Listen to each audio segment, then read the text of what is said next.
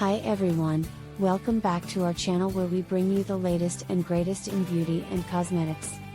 Today, we're talking about the top 5 must-have cosmetics that you need in your makeup bag.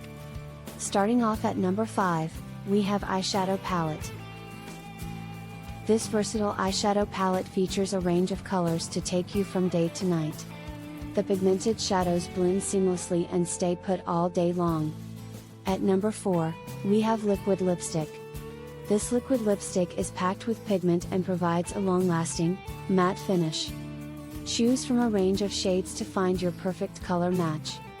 Coming in at number 3, we have volumizing mascara. This volumizing mascara will give you bold, fluffy lashes in just a few coats. Say goodbye to clumps and hello to a wide-eyed look. Our runner-up at number 2 is multi-use highlighter. This multi-use highlighter can be used on your cheekbones, nose, cupid's bow, and anywhere else you want to add a pop of glow.